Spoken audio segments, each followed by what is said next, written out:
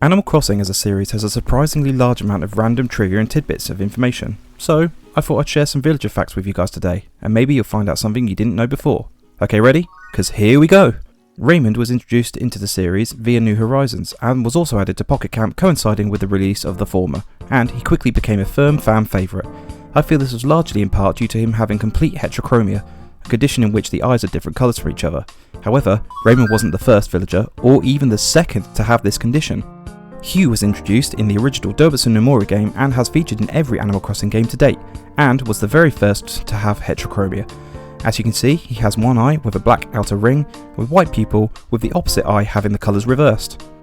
The second villager with a condition is Tasha, and she first featured in the Japan exclusive Dobutsu no Mori E+, and then didn't feature again all the way until the Welcome Amiibo update for New Leaf in 2016, but has since featured in Pocket Camp and New Horizons.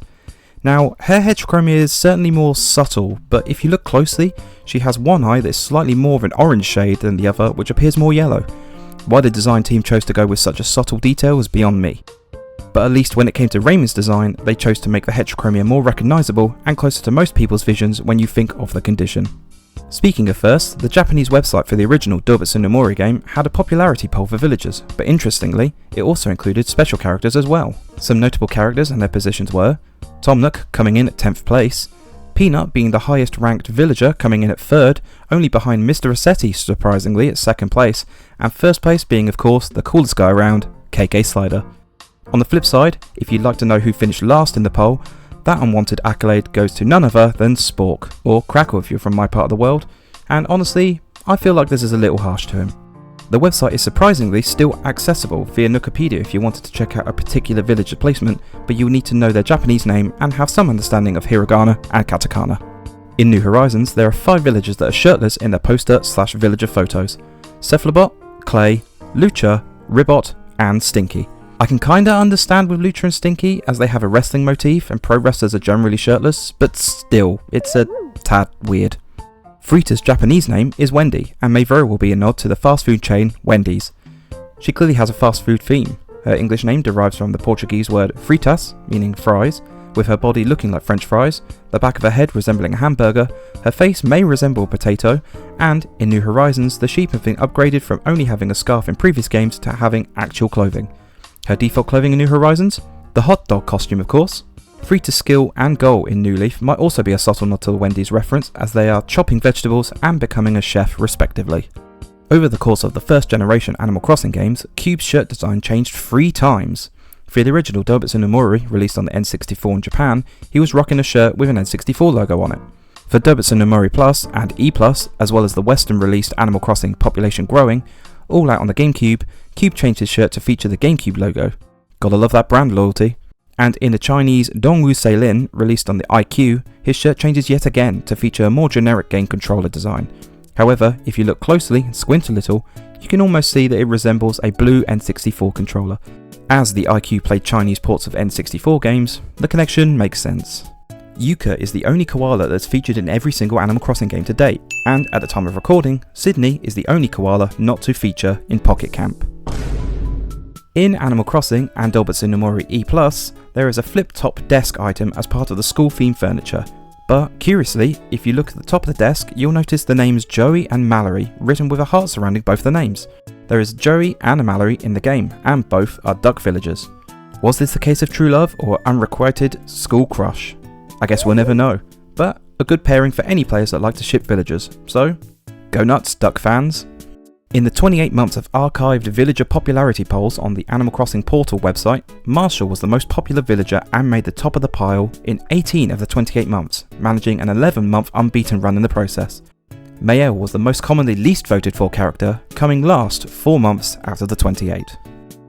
It's well established that Chevra and Nan are pen pals, as detailed on Nan's e-reader card description, Pocket Camp description, and her profile on the official Japanese website for Animal Crossing City Folk. This is a reference to the Japanese nursery song Yagi-san Yubin, or Goat Mail, in which a black and white goat send letters to each other, but each are so excited to have received a letter from the other that they eat the letter before having a chance to read it. There is a hint of this friendship in New Horizons, as Chevra has Nan's photo hanging in the home, and vice versa. Genji, the Jock Rabbit, is most likely named after the main character from Genji no Monogatari, written by Murasaki Shikibu, and is believed to be the world's first ever novel written in the early 11th century. Genji's design certainly alludes to this inspiration, as he is modelled on the appearance of a Japanese nobleman, much like his namesake. His Animal Crossing artwork, Wild World picture, and New Horizons photo all appear to show Genji holding a scroll-like item and a brush. His e-reader card and Pocket Camp descriptions also mention his love for writing poetry, with the latter even showing off a haiku he's written. A haiku being a style of short-form poem that originated in Japan, and consists of 17 syllables in 3 lines of 5, 7 and 5. In WarioWare Get It Together, there is an Animal Crossing based microgame in which the players have to pop a balloon between 2 villages without it falling into a small trench. The villages that can feature are Fauna, Goldie and Marshall. It's a pretty neat cameo, but far from the only time the series gets referenced in the Wario games. Now, I've mentioned this previously on my channel before, but Sasha is the only male villager with the fashion hobby in New Horizons. Good for him for breaking gender stereotypes. Barbara was at the heart of a Nintendo controversy during the promotion of City Folk for the Wii. Nintendo gave various gaming press outlets a copy of City Folk alongside pre-played versions of Wild World to show off the player data transfer system feature, allowing players to transfer their player character from the DS game over to City Folk. However, unknown to Nintendo, in one of the copies of Wild World, Barbara's catchphrase had been tampered with and contained a racial slur, modified slightly to avoid the game profanity filter. This was alongside her greeting changed to a quote from the movie Full Metal Jacket, which was used in a sexual context. Naturally, it wasn't long for the news to spread amongst the gaming press, and Nintendo had to issue a statement and recall all the offending copies of the game from the game journalists. The statement explained that the game's Wi-Fi feature that allowed catchphrases to be spread among players was to blame, and that they sincerely apologised for the incident. Bob is a gamer. His e-reader card mentions that he sleeps late due to him playing video games all night. According to Wikipedia, if you scan in said card, he sends you a letter explaining he had a dream seeing you, the player, running around the tropical island with a water pump on your back, referencing the ever amazing Super Mario Sunshine on the GameCube. Whilst the boy has great taste, I've not been able to find evidence of this letter online. Kind of a shame, to be honest. It's implied that Graham, the hamster villager, is a Chrissy and Francine stan. In both New Leaf and New Horizons, he has Bubblegum KK playing in his house, and he displays the album which features the 2 sisters on the cover. He is also the only male villager with that song playing in his home. Additionally, he has a poster of both girls in his home in New Horizons. In New Horizons, there are only 3 species that do not have either a Jock or an Uchi villager, and so you can never have these species as a starter on your island. They are cow, octopus, and wolf. Plenty of time to change that for the next game, Nintendo. Wink wink. In the Japan exclusive Dobutsu no Mori E+, there was a cat villager named Meow and a dog villager named Bao, which for the longest time I believe were designed to look like Tamagotchi. But they're actually based off of a cat and dog translation device from the early 2000s called Meowlingual and Baolingual. It would listen to the sounds made from cats and or dogs and then express what those noises meant via emoticons shown on the screen's LCD screens.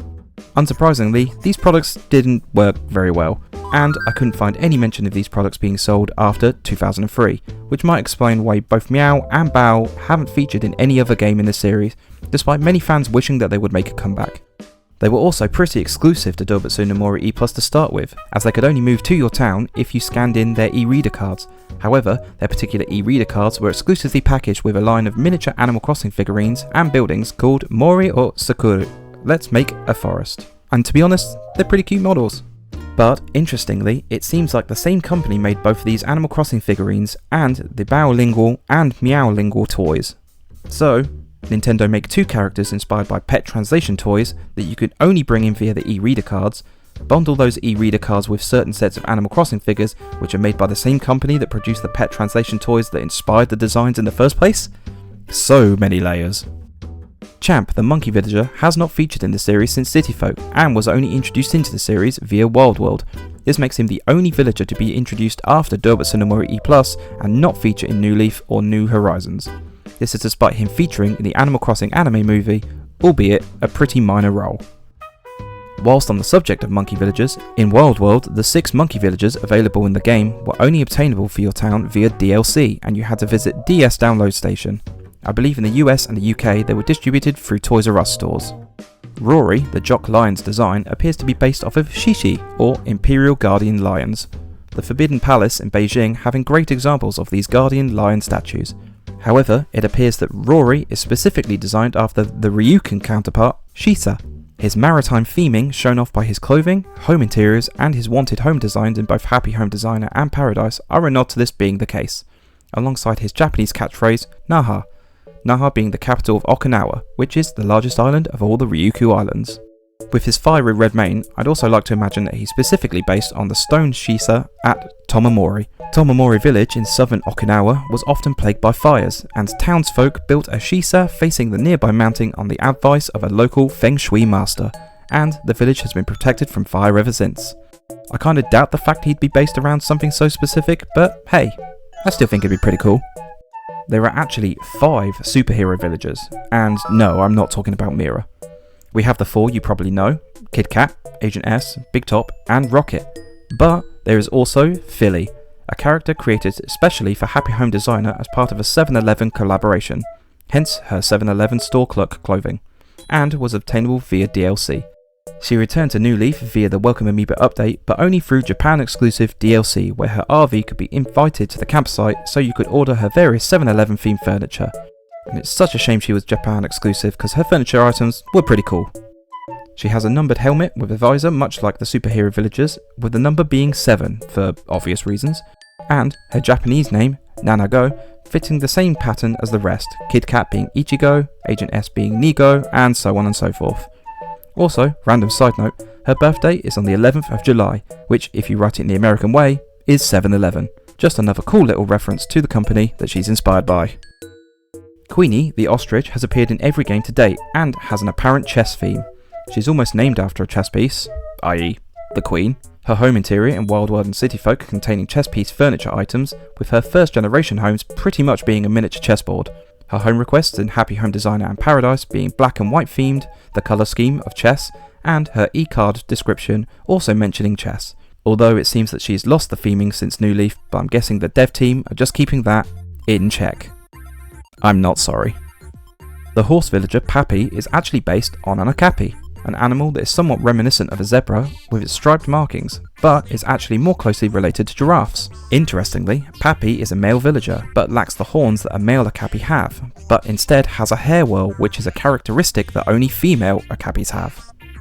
Nintendo Land for the Wii U had an Animal Crossing based minigame called Animal Crossing Sweet Day, in which players had to collect candy from trees without being caught by the guards a number of times.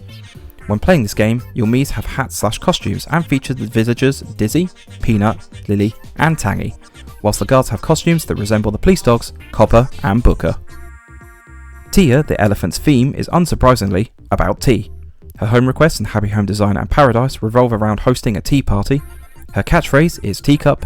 Her picture quote is, "Tea is a cup of life," and most obvious of all is her design and that her head has the appearance of an actual teapot. But what you may not have noticed is that she is slightly more unique in New Horizons, in that she lacks the typical elephant fur texture, but instead has a more porcelain-like texture to her skin. It seems obvious when said out loud, but it's a subtle detail that many people might gloss over, so I felt it was worth mentioning. Rizzo's design is based off the Japanese pop culture depiction of a thief with a handcloth wrapped around his head and tied under his nose. The fact he's a mouse villager and designed to look like a thief may be inspired by the Japanese folk hero Nezumi Kozo, or Rat Boy/Rat Kid in English, a thief that became popular legend in Japan, somewhat comparable to Robin Hood. I really like Rizzo as a villager, but if you're not so keen, maybe just keep your valuables safe when he's close by. You know, just in case. Tutu is modelled on a polar bear, and she has a love for shaved ice, a popular ice-based dessert in Japan. Her home requests in Happy Home Designer and Paradise centre around a place to eat shaved ice. Her request item in Pocket Camp is strawberry shaved ice, and her Japanese name is Renyu, which means condensed milk, and is a common ingredient in shaved ice. Cashmere and Pashmina have a connection to each other via their names. They are both in fact named after the somewhat rare and high-end textile cashmere wool. The inspiration is obvious for cashmere, whereas Pashmina is a finer and softer type of cashmere. Pashmina has the extra connection via her species and that cashmere wool is gathered from goats. Also, the fact that she wears a rainbow sweater in New Horizons could be a subtle nod to the name inspiration, even though there's no hint as to what the material said sweater is made from. There's a number of squirrel villagers that have gone through name changes in the series. This can be kinda confusing, so bear with me here. In the first generation of games, we had Sally, Bliss, and Hazel. Bliss and Hazel came back for Wild World, but due to localization errors from Nintendo of America, Bliss became Caroline and Hazel became Sally. This created an issue as there are now 2 villagers with the name Sally. However, the squirrel, who was originally known as Sally, was absent from both Wild World and City Folk, so there was time to resolve this. She did make a return via New Leaf and got renamed to Callie and has been known as such ever since. And then, just to add another confusing layer to this tangle of villager names, they also introduced a new squirrel villager to New Leaf, which they gave the name Hazel. I can only imagine the headache these changes would have given you if you knew all these characters by their original names. Roswell's German name is Yuri, and may be inspired by the USSR cosmonaut Yuri Alexeyevich Gagarin, whom, on the 12th of April 1961, became the first human to journey into outer space. Such a cool inspiration for a name, and very fitting given Roswell's space/UFO theme. The female koala villagers, Alice, Canberra, Melba and Sydney, are named after towns or cities in Australia. Canberra and Sydney are shockingly named after the cities Canberra and Sydney. Alice is named after the town Alice Springs, with Melba's name taking inspiration from the city of Melbourne. However, Alice's Japanese name is actually Melbourne, and Melba's Japanese name is Adelaide, referencing a different Australian city. Nindori is a jock ostrich villager that only featured in the Japan exclusive Dobutsu no Mori E+, and was created in collaboration with a Japanese gaming magazine, Nintendo Dream, as part of a reader contest to design a villager, which is pretty cool honestly. He could only move into your town if his e-reader card was scanned. However, the e-card was exclusively included in the volume 102 of Nintendo Dream magazine. Nintendo certainly made some obscure ways of getting hold of certain villager e-cards back in the day, huh? Besides being the only peppy deer, Shino is the only female deer that has horns. This alongside her smudge-like eyebrows, giving her the resemblance to a Hanya mask, used in Japanese Noh theatre. In Noh plays, they are used to represent a vengeful and jealous female demon and or spirit. This may very well be the inspiration for her favourite saying, "Better the demon you know than the one you do not." Either way, probably a good idea to avoid getting on this girl's bad side. Robin and Twiggy have a connection to each other in New Horizons. Their home interior layouts are mirrored versions of each other, their posters share the same tile wallpaper, but in colours that match the other's colour scheme. The yellow tile wallpaper used in Robin's poster and photo isn't actually obtainable in-game, so kinda supports the connection between the two. Otherwise, why would the developers use such a specific wallpaper instead of any of the many others available? And, while this last point isn't exclusive to New Horizons, their Japanese names also hint at a connection as they are both very similar, Pichiku and Pachiku, and, when put together, make onomatopoeia that's something akin to birds chirping. The letter you receive from Leonardo after scanning in his e-reader card on Dobutsu no Mori E+, reveals that he has a crush on Katrina, the fortune-telling special character, and goes on to say that she has beautiful black fur and is very mysterious. Faith's Japanese name is March, and is most likely inspired by Koala's March, a Japanese brand of sweet cream-filled cookies in the shape of koalas. They also play around with the March theme, as her birthday is in March, the music playing in her house in the original Animal Crossing is KK March, and her home request in Happy Home Paradise is a headquarters for a marching band. Petrie's English name is most likely based on a petri dish, a container used in biological science used to grow moulds and bacteria, but could also be named after the German microbiologist that invented them, Julius Richard Petrie, and her German name being Pipette, which is another type of lab equipment. Her species of mouse is most likely inspired by laboratory mice, which have long been used for scientific and medical research. Her photo quote mentioning DNA, her pocket camp description telling us that she's always doing some kind of research, and the fact that her clothing is a doctor's lab coat, all appear to be a nod to this fact. Much like Drago's English name, deriving from dragon, his Japanese name, Tatsuo, derives from the Japanese name Tatsu, also meaning dragon, if you use the Japanese origin of the kanji. The fact that he has a seahorse model in his home in New Horizons is also a reference to his Japanese name, as seahorse in Japanese is Tatsu no Otoshiko, which literally translates to dragon's illegitimate child. The implications are huge. So are all the seahorses in the game Drago's children? Pretty weird. So there we have it guys, there's approximately 20 minutes of Animal Crossing villager facts and trivia.